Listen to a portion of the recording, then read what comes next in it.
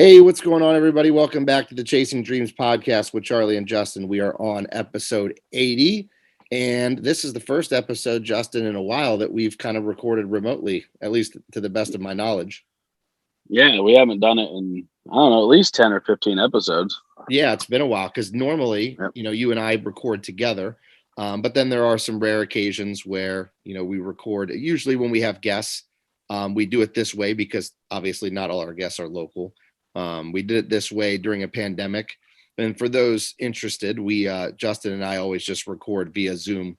We do a Zoom together and it just has a record button that saves it, as a file to the computer, which makes it super convenient and easy to post. Yeah, absolutely.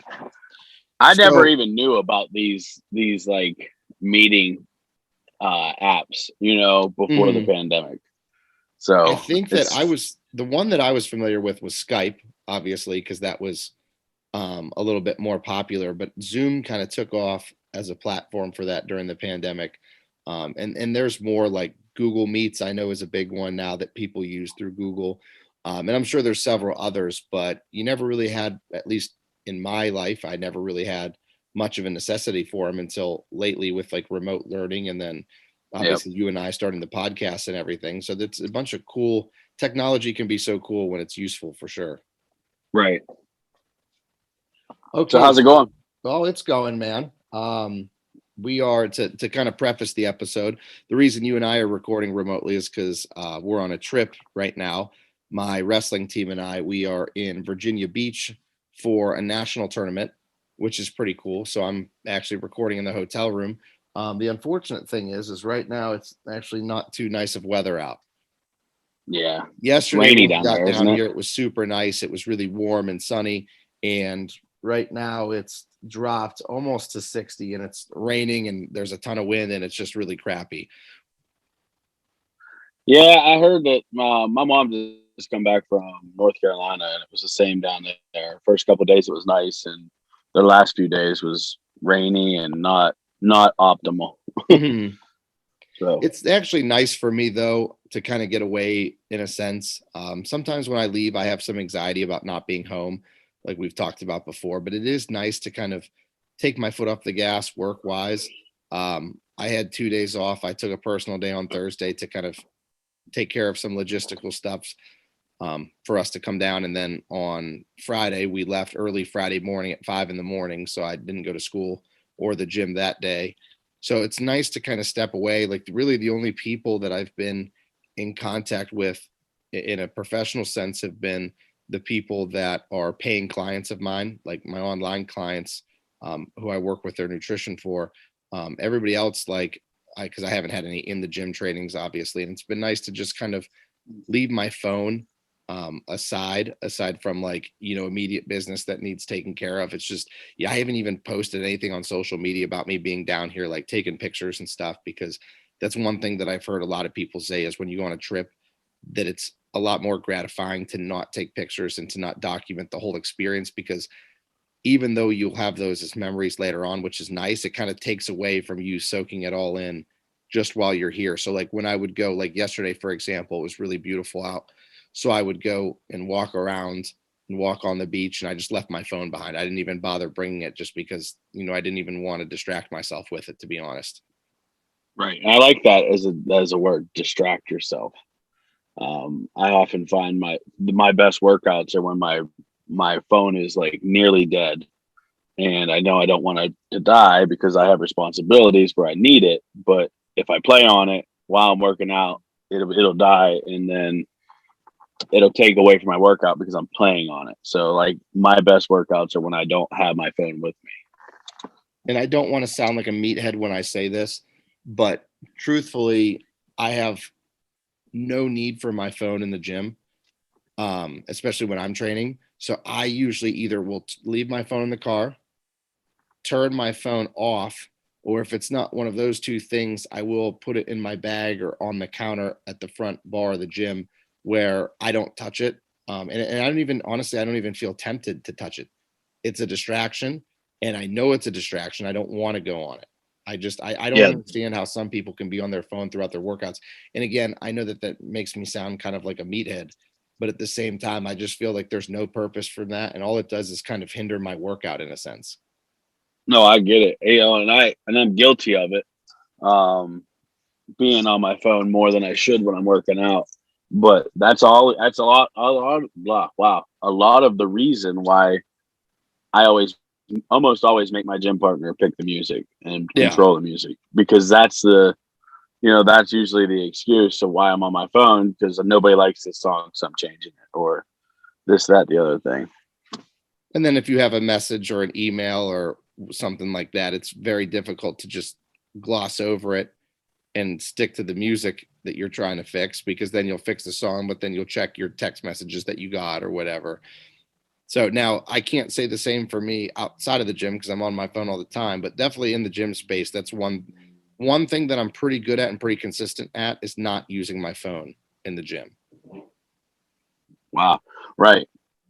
So And that's awesome. how's everything going on your end? Very good. So, um, I don't know if I told everybody, but I took a couple weeks off of like lifting, and I'm focusing on just cardio.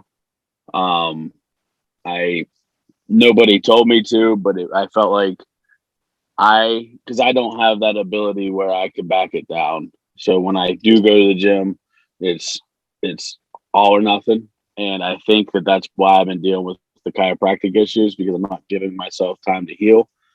So instead of having repetitive injury after injury or flare up, I decided to take a couple weeks out of the gym and just do cardio. And man, it feels really good to get back to like the basics. In the last few weeks we have dialed my diet back in, and that's just taken off like a wildfire, which is amazing.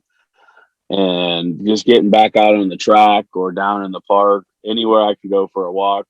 The days I get to take my daughter with me, it's a whole new experience, and I'm really, really enjoying that part of it. Yeah, it doesn't take a lot to get the fire going, so to speak, both mentally and Yeah, physically. I think yeah, that, we say this all the time, but sometimes basic is best and basic is optimal just because it's something that you can stick to and something you've done before. That's why I think it's so important to keep a record of what works and what doesn't, because then if you do fall off the wagon, so to speak, you can always go back to the drawing board, but you don't have to start fresh with a new right. canvas. You have the old drawings that you can reference and say, hey, when I was losing the most amount of weight or when I was making my best progress, this is what I was doing nutritionally. This is what I was doing on the training side of things. This is how my recovery was. This is how my mental state was. This was this and that. And you have all these variables that you can account for. So then you can try to replicate that because you know that it's worked in the past. And now you just have to, do it for a lengthy amount of time. And then you'll reap the rewards there. Yeah, and I think as I start to sprinkle back in the weight room and that side of training, I think I'm going to go back to the basics, like way back to the basics, and start working out in my basement again. So I got to get that organized over the next week, and then I think after this one more week of being off, the goal is to be back in the basement and really just I want to get back to the roots and trying to get away from the big complex things, just the basic stuff, and do it better and do it better. Just do it better this time. I think logistically it makes sense too because of time allocation. You Yeah. don't have a ton of time to allocate towards training and travel to get to the gym and from the gym, especially with a newborn. So I think that it would make sense to do it that way also, just because you can, not that I know this is counterintuitive to what we just mentioned about being on our phones, and you never want to look at training as multitasking, but if the need to multitask arises, you're not stuck at the gym, you're still at home. Yeah, I have a really good friend. His name's Devin, and he was a friend of mine in high school, and we lost contact for many years. But I recently started following him on Instagram, and he is jacked, and he's really working hard and making a lot of progress. And his biggest attribute, he said, like the biggest thing for him is working out at home with his family. Being able to get his kids involved. His wife works out in their gym in their basement together. They work out together. And he said, as a dad, that's just one of the things like he was saying basically is you have to multitask. Like, so being able to do it all at home is a big part of that. Yeah. Yeah, absolutely. You I know, think that that's part of like planning for success is you have to be honest with yourself on what you can make work and what you can't make work. So, I made a post about this the other day, and it's a discussion that I've had with several people over the years about, and you'll hear a lot of good coaches say it, like my coach, Austin, I know is, vehemently supportive of this, is that the best plan isn't the optimal plan. The optimal plan is the one that's sustainable. So, like for me, every discussion that I have with like a prospective client or a new client is always about sustainability early on. Like that's yeah, always what I talk about. And I say, you know what?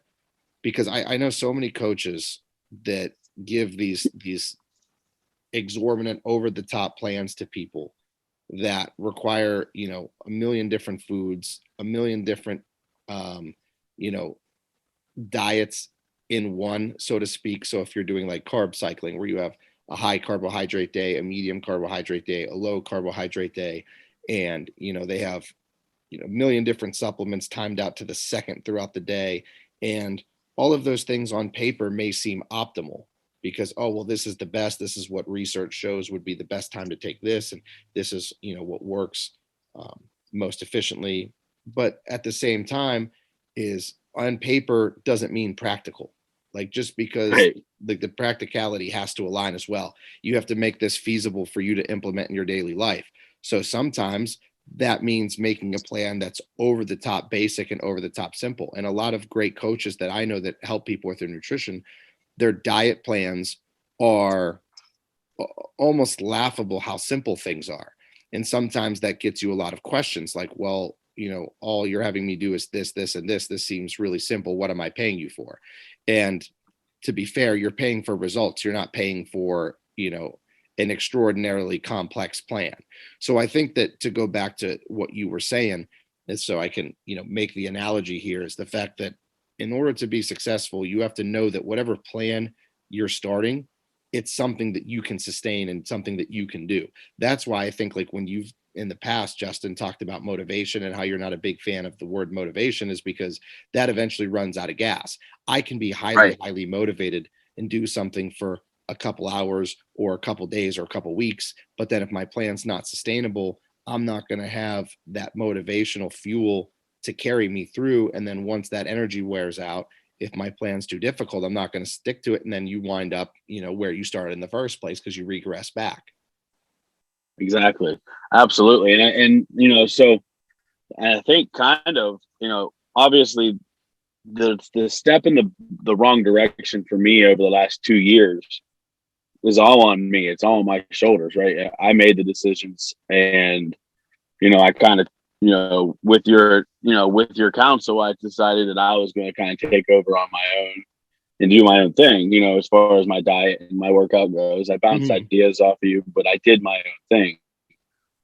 And looking back the other day through my logbook, that's exactly what I did. Was I overcomplicated it instead of because what worked was chicken and rice. I mean, like, not to be exact, chicken and rice is the diet that works for me, for my body. So keeping it super simple and making food not fun, making it fuel, and just doing the thing and being consistent and going to the gym, going for doing cardio. That's what works for my body. And when I made it overcomplicated, it was easy to get discouraged because I wasn't losing because I was too hard to follow. It's kind of So, ironic that people like, always miss the forest from the trees because a lot of the stuff that you're looking for to be successful, the answers are already there. And most of the time, the answers. I think that people tend to overcomplicate things and they look for either, a secret ingredient, a secret supplement, a secret food or whatever. Or it's the life hack. yeah, yeah, sure. Everybody wants that life hack. I want the life hack to lose weight. Tell me exactly what I have, what pill to take, or how exactly. That's why the keto, and I'm not bashing keto, but that's why keto took off so much because it does work for certain people if done properly. and it's pretty relatively quick to lose that easy weight. So it's a life hack. People think that's the end all be all. There is no life hack. Hard work is the life hack. You have to do the work. I think that really you can make anything, and not that I'm suggesting that a ketogenic diet is gimmicky, because it stood the test of time and it is Yeah, effective, but it's all about how it's marketed and how it's posed to people. So you can make exactly. anything gimmicky, and that sounds like the real answer. And I find it so ironic because the answers, people just want one simple answer, but the solution, the real solution to their problems is oftentimes just as simple. I just sometimes Yeah, think that they think it's overly simple, therefore it's not going to work. yeah. They don't believe it. Like unless it is a pill you have to. And this is just my opinion, but because I'm speaking from my experience, right? Mhm. Unless it's a pill you can take and it's going to make fat fall off of my body, and I can still eat cheeseburgers and drink Coke. Yeah, that's the one option that I wanted, right? Or the other option is it has to be so complex that I couldn't do it on my own. Yeah. And neither one of those work long term. They're not sustainable. It's like you said, it's simplicity. The dieting is simple. We're supposed to eat certain foods as humans, and if you eat the way you're designed, you don't have weight to lose in the first place. But Yeah. if you have weight to lose, you start to lose weight because your body's functioning at an optimal level. And a lot of times that negates the need for any type of like coaching intervention. So Right. this is kind of ironic that I'm pushing against people getting a nutrition coach, considering I do that as a main source of my income. But if No, you I just, don't think it's ironic. I think it's honorable that you're willing to tell people, "Hey, you don't need me, but if you need me, I'm here." yeah, if Like you, yeah, absolutely. If you that's want me, I can offer you that service, yeah, but just eat foods that your body is supposed to eat. And that's why we've right. talked about it before. I remember one episode early on, you and I talked about how people don't give themselves enough credit for diet. And it's almost like they use that as a scapegoat.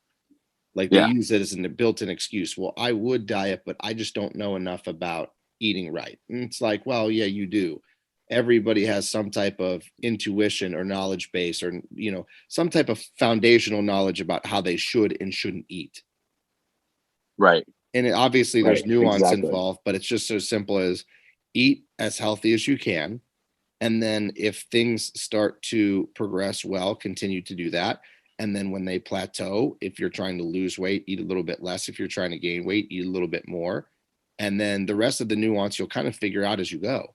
I mean, obviously, hiring a nutrition coach can help shorten that learning curve, but it's really not that difficult. It's very simple.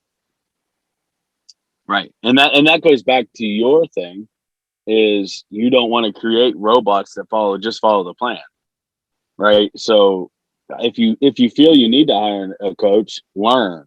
Don't just follow the plan to a T robotically. Learn and ask questions. So once you get to a point where you're comfortable, you can move on and do your own thing. And then if you have to double back because you get complacent, then that's a bridge you can cross later.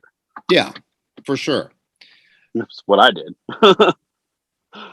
So I think this is So a good time to go to a quick commercial break. And when we come back, Justin, I want to touch on a little bit more of this simple approach, because it's something that I've kind of had transferable to different areas of my life.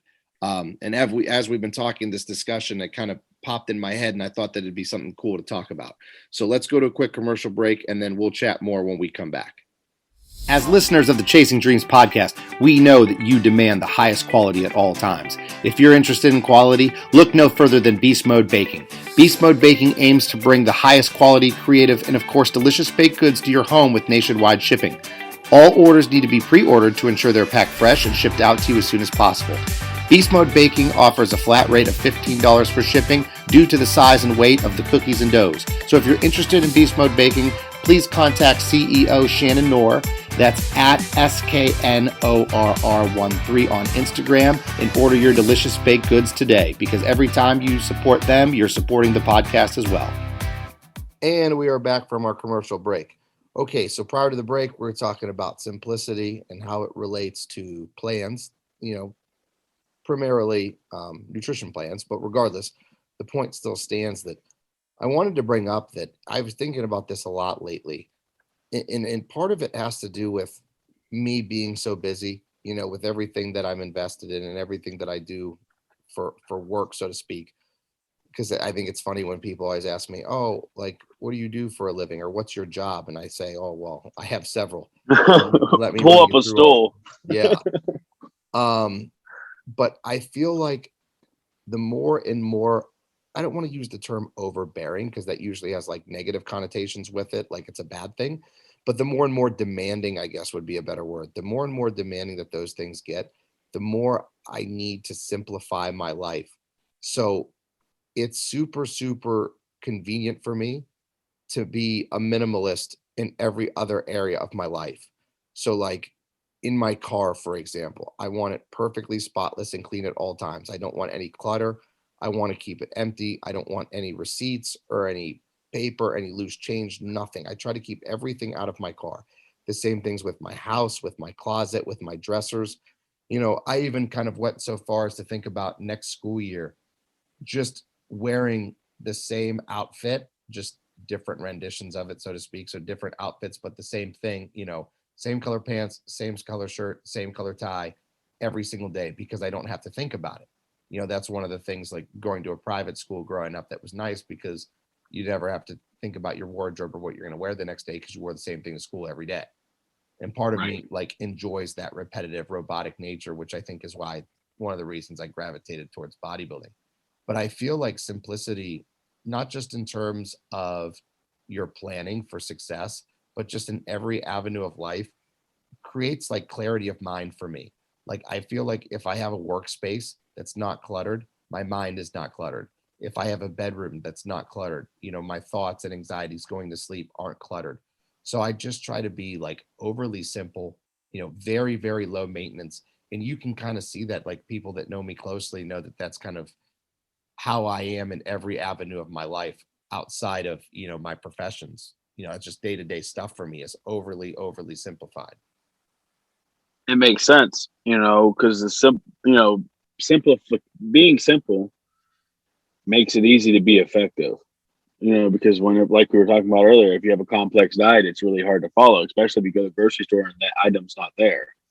Yeah, So, like, if it's a simple diet, it's easier to follow. I'm just trying to equate something, that to myself is the simpler things are, the better it is. 100%. And I think that like for me, it helps me maintain focus too, because a lot of people with anxiety and OCD, those two are there's a very, observable correlation between the two. And you'll see that people who have anxiety have obsessive compulsive disorder about keeping things orderly, keeping things neat, keeping everything perfect. And part of that stems from the necessity of control. So if you have anxiety, it's because you fear that things are going to happen or you stress about things that are going to happen and you don't have control over them. That's something that's outside of your ability to control. So, where the obsessive compulsive disorder originates in some people, or where it starts to manifest itself, is for you trying to control other areas of your life. Like, how when you're having a really, really bad day and the tiniest little thing will completely set you off and cause a meltdown. Oh yeah. And it's not Yep. necessarily that little thing in and of itself, substance wise. It was the fact that you had all this stuff building and building and building, and then the straw that broke the camel's back just kind of suddenly set you off. So, in Hmm. essence, what you're looking at with obsessive compulsive disorder for a lot of people is they try to have control over every single other thing in their life. So, like, if I have a really bad day, but I come home to a clean house with no dirty dishes, I don't have to vacuum, I don't have to dust, everything's perfect and orderly and organized. Well, that's one less thing I have to worry about. It was like that's how Right. I was kind of in college, with a lot of things. Like I would force myself when I had to study to go to the library and study. And the reason I didn't do it at my apartment or in my dorm room is because I couldn't study or do anything until my dorm room was perfect. Everything was perfectly organized, it was dusted, everything was wiped down, it was vacuumed, there wasn't even the smallest thing wrong with it. And it was just like a big distraction for me. So for me, Um, if I have less items in my house or in my apartment or wherever, and I have less things to worry about. It's just heightened focus to the things that need focused. Like I've really, as I've gotten older, and I really shouldn't say as I gotten older because I've been like this my whole life, but it's just gotten more pronounced, is I'm becoming more and more of a minimalist. Like for me, the two biggest things that I enjoy feeling the most, number one would be productivity, because there's nothing that beats being productive. And then the second thing would Right. be like getting rid of things, like throwing things away. Like that's just, it's very liberating and freeing. Like if it was up to me, like my house would have a bed and that's it. That's all I need is somewhere to sleep. I don't need a television. I don't need workspace because I have that at school. I don't need a couch. I don't need any other excess furniture. For me, it's just being bare bones, and that's it. If I have a sleeping bag, a place to use the restroom, and a place to prepare my meals, I would be perfectly content with that. Right. Isn't it funny how I'm sure you have more than that in your house, right? I do, not much more, but But yeah. yeah, but I mean, isn't it funny how that's and you're serious? Like I just from knowing you, I know that you're 100% serious on that. But societally, that's not almost not acceptable. Like, Yeah, isn't it's that it's isn't it's that considered weird? weird, and because there have been times in the past, like over the years, where people have said, hey, well, why don't we do something at your house? Well, there's nowhere to sit. Like, what do you mean you don't have anywhere to sit? Well, I have a couch, and that's it. I don't have any chairs. I don't have a table. I just have a couch and a bed, and that's it. There's quite literally nowhere else to sit other than that. And you'll hear people say that kind of stuff all the time, like, "Oh, I'm very low maintenance, and I could, as long as I had somewhere to sleep and somewhere to eat, I'd be fine." But like you said, with me, I mean, that's the honest to God's truth, and anybody that knows me can attest to that. That's like truly how I live and how I enjoy living. Right. And and that's something in itself, like, because then you don't have things to worry about. you Yeah, know, and I'm if not you're just saying that like everybody needs to do this. I'm not making that suggestion at all. I'm just no, saying that for me, I've found success in it because it gives me less to think about and allows me to maintain a higher degree of focus. That's all. right. And really, I Speaking mean, of you can't focus, accomplish goals if you're not focused. So, right, exactly. And then speaking of focus and goals, so how is like I figured we could update a little on our goals that we set for everybody, sure. um, I mean, my it my just kind of update makes sense. my updates are kind of boring for the split work just because I do get a lot of questions though. Everybody's been messaging me asking why I'm trying to do a split and what the purpose is. And I've been pretty repetitive with this on the podcast and in person. I just tell people, it just randomly popped in my head because Justin and I talked about how we need to lead by example for goal settings. We always talk about short-term goals and how important they are. And we kind of worked away from them, you and I, for a little bit personally in our lives. And it felt kind of disingenuous to preach to people about the importance of short-term goal setting if you weren't setting them. So I had a couple short-ish term goals that were like New Year's resolutions, so to speak. But I wanted something kind of immediate that I could accomplish. And I think we had 2 months when we set the goal. And for whatever reason, the doing the straddle split just kind of popped in my head because I wanted something that was kind of like body health and performance related. And so I said, I'm Right. gonna try to do a straddle split. I was never able to do one, but that's going to be my goal. And so the only really tangible update I have is that I keep getting further and further down into it every time, but it's creeping slowly, but I feel like I should be on pace to try to get it by the 4th of July. So I think everything is Oh, shaping up to be how it should be. I mean, again, I'm a far ways away, but I feel like I know what I'm doing and I know how to increase my mobility and how to stretch. So we should be good, I'm thinking. it looks like it just from your, the pictures that you've sent me and stuff. It definitely looks like you're getting closer and Yeah, closer. what I do, man, is I just set of the phone off to the side and I video myself going into a split. And then what I'll do is I'll go back with the video and then I'll screenshot the video and then crop the picture and post it up. And that's where I'm at. So I just try to go a little bit Nice. further. I know it sounds cliche, but I just try to go a little bit further and be a little bit better each and every day because eventually you're going to have to reach the goal at some point. Right. And I like the cliches of that though, because that speaks volumes to how much how much we are addicted to like the getting better one step at a time, that progressive overload mindset where anything can be progressively done over time. Yeah, you become addicted to the process. Yes, absolutely. So with mine, it was obviously my thing was for the longest time on this podcast, we talked a lot about my races and doing 5Ks and stuff. So I haven't got to do one because of COVID last year and stuff. So, and I basically haven't done any races in almost 2 years. So it's like, why not? Let's get into it. Let's do it. And so I'm going to do a 5K on July 3rd at Renovita's Tap Room in East Liverpool is going to host a 4th of July thing. Mhm. They're doing it on the 3rd. So my goals got cut short by a day. So I have less time we originally said, but it's coming along. Cardio sessions are anywhere between 1.5 miles to 2 miles right now.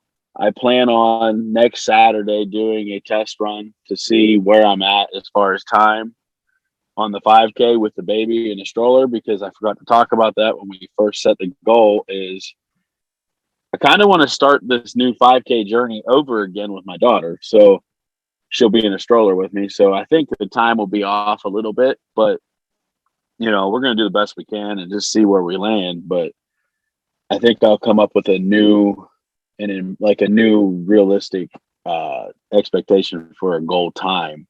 Gotcha. After next Saturday. So I'm real excited though. And I'm real excited to be back into goal setting, like in general, because that's how I lost all the weight. You know what I mean? Is seeing that vision of, someday, we've always said it.